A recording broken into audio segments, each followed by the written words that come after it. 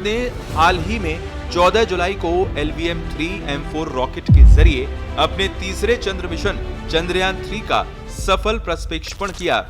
इस अभियान के तहत चंद्रयान करीब 41 दिन की अपनी यात्रा में चंद्रमा के दक्षिणी ध्रुव क्षेत्र में एक बार फिर सॉफ्ट लैंडिंग का प्रयास करेगा। ऐसा करने के साथ ही भारत चांद की सतह पर सॉफ्ट लैंडिंग करने वाले अमेरिका, रूस और चीन के क्लब में शामिल हो जाएगा। चंद्रयान 3 की लैंडिंग के लिए 23 अगस्त का इंतजार करना होगा, लेकिन इसका सफल प्रक्षेपण भारत के पहले अंतरिक्ष मानव मिशन गगनयान 1 के लिए बड़ी सफलता के रूप में सामने आया है। चंद्रयान 3 के सफल प्रक्षेपण ने एक और अंतरिक्ष अभियान को गति दे दी है। भारतीय अंतरिक्ष अनुसंधान संगठन यानी इसरो ने चंद्रयान के प्रक्षेपण में LVM-3 M4 रॉकेट का इस्तेमाल किया था। अपने वजन के कारण बाहुबली कहे जाने वाले इस रॉकेट ने इस अभियान में अपनी क्षमता का लोहा भी मनवा दिया है।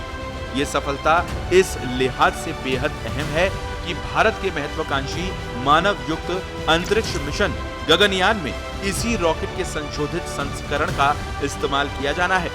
इसरो के बेंगलुरु स्थित मुख्यालय में तमाम वैज्ञानिक गगनयान मिशन को सफल बनाने के लिए दिन रात मेहनत करने में जुटे हैं।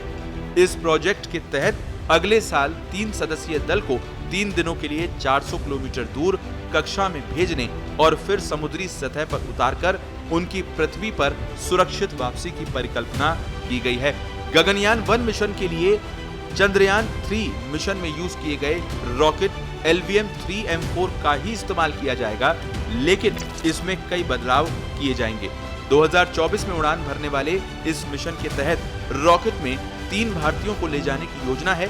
मिशन के तहत एक के बाद एक 3 रॉकेट भेजे जाएंगे।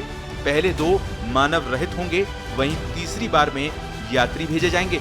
सवाल ये है कि चंद्रयान 3 किस तरह से गगनयान की मदद कर रहा है। चंद्रयान 3 को लॉन्च व्हीकल मॉड्यूल यानी LVM-3 रॉकेट से सफलतापूर्वक छोड़ा गया।